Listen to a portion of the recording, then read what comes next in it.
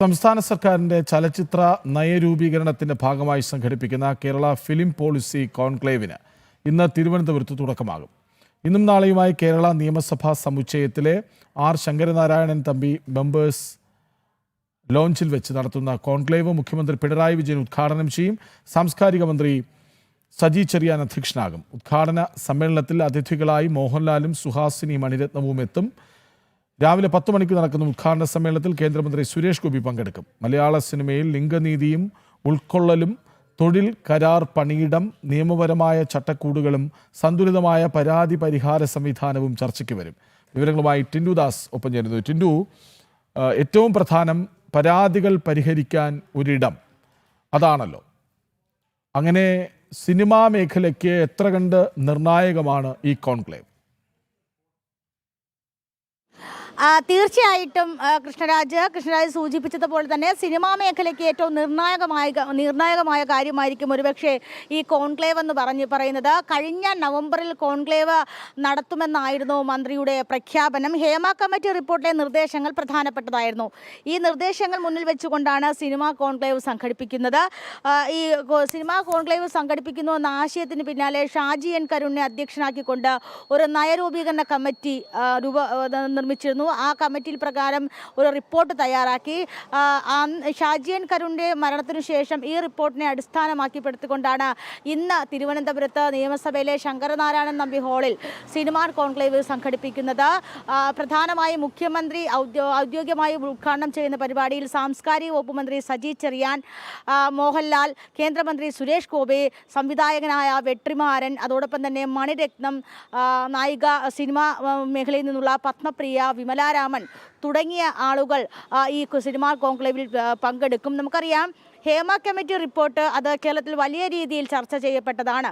Cinema മേഖലയിലെ സ്ത്രീകൾ അനുഭവിക്കപ്പെടുന്ന പല പ്രശ്നങ്ങളും ഹേമ കമ്മിറ്റി റിപ്പോർട്ടിൽ വന്നിരുന്നു. അതിൽ തൊഴിൽ ചൂഷണം ഉൾപ്പെടെയുള്ള കാര്യങ്ങൾ പ്രധാനമായിട്ടും റിപ്പോർട്ടിൽ വന്നതാണ്. നമുക്കറിയാം, പ്രധാനമായിട്ടും 7 സംഭവങ്ങൾ, അതായത് തൊഴിൽ മേഖലയിലെ ചൂഷണം, തുല്യവേതനം, ലൈംഗിക ചൂഷണം, അതോടൊപ്പം തന്നെ കാസ്റ്റിംഗ് കൗച്ച് തുടങ്ങിയ ആരോപണങ്ങളൊക്കെ ഈ സിനിമാ മേഖലയുമായി ബന്ധപ്പെട്ട സ്ത്രീകൾ അനുഭവിക്കുന്ന പ്രശ്നങ്ങൾ ഹേമ കമ്മിറ്റി റിപ്പോർട്ടിൽ വന്നിരുന്നു. അതിൽ പ്രധാനപ്പെട്ട ഭാഗങ്ങൾ ഒഴിവാക്കിയെന്ന വിവാദങ്ങൾ വന്നിരുന്നു. ഹേമ കമ്മിറ്റി റിപ്പോർട്ട് സിനിമാ മേഖലയിലും സാംസ്കാരിക മേഖലയിലും വരുത്തിയ കോളിളക്കങ്ങൾ വലുതായിരുന്നു.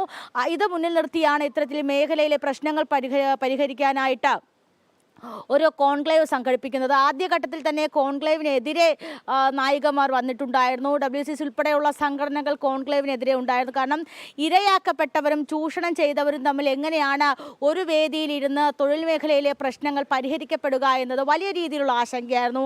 അത്തരത്തിൽ വേട്ടക്കാരോടൊപ്പം ഇരുന്ന് ഇത്തരത്തിലുള്ള സിനിമാ മേഖലയിലെ പ്രശ്നങ്ങൾ, അല്ലെങ്കിൽ തങ്ങൾ ചെയ്യുന്ന ജോലി മേഖലയിലെ പ്രശ്നങ്ങൾ പരിഹരിക്കേണ്ട ആവശ്യമില്ല എന്നൊരു നയം ആദ്യം കൊണ്ടുവന്നിരുന്നു. പിന്നീട് അത് ചർച്ചകളിലൂടെ പരിഹരിക്കപ്പെടുകയും പിന്നീട് അത് കോൺക്ലേവിലേക്ക് അത് എത്തിപ്പെടാമെന്നൊരു ആശയത്തിലേക്ക് എത്തുകയുമായിരുന്നു ചെയ്തത്. എന്തായാലും ഇന്ന് ഇതുമായി ബന്ധപ്പെട്ട ഇന്നും നാളെയും നടക്കുന്ന പരിപാടിയിൽ ചർച്ചകൾ നടക്കും. പ്രധാന ആശയങ്ങൾ, അല്ലെങ്കിൽ പ്രധാനമായിട്ടുള്ള പരിഹാരങ്ങൾ കണ്ടെത്തും, പുതിയ നിർദ്ദേശങ്ങൾ കൊണ്ടുവരുമെന്നുള്ള കാര്യം മനസ്സിലാകുന്നുണ്ട്.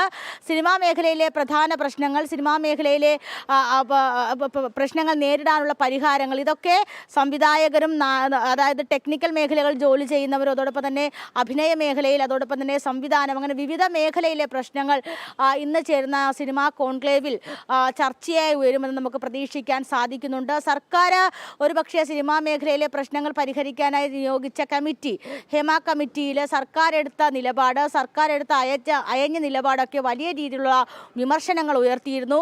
ഈ വിമർശനങ്ങളിൽ നിന്നൊക്കെ രക്ഷ തേടാനായിട്ടാണ് ഒരുപക്ഷെ ഇത്തരത്തിലൊരു സിനിമ കോൺക്ലേവ് എന്ന ആശയത്തിലേക്ക് എത്തിപ്പെടുന്നത്. അപ്പോൾ സർക്കാരിനെതിരെ ഒരു രൂക്ഷമായിട്ടുള്ള വിമർശനം, സർക്കാർ എന്തുകൊണ്ട് ഈ റിപ്പോർട്ടിലെ പ്രധാന ഭാഗങ്ങൾ മാറ്റി, അതോടൊപ്പം തന്നെ എന്തുകൊണ്ട് 5 വർഷക്കാലം ഈ റിപ്പോർട്ട് വൈകിപ്പിച്ചു, എന്തുകൊണ്ട് ഈ പ്രശ്നങ്ങൾക്ക് പരിഹാരങ്ങൾ കണ്ടെത്തുന്നില്ല തുടങ്ങിയ വിഷയങ്ങളൊക്കെ ഇവിടെ ചർച്ച ചെയ്യപ്പെടുമെന്ന് നമുക്ക് പ്രതീക്ഷിക്കാം. കൃഷ്ണരാജ്, ശരി. സിനിമാ കോൺക്ലേവിന് ഇന്ന് തുടക്കമാകുന്നു. ഏറ്റവും പ്രധാനപ്പെട്ട വിഷയങ്ങൾ അവിടെ ചർച്ചയ്ക്ക് വരികയാണ്.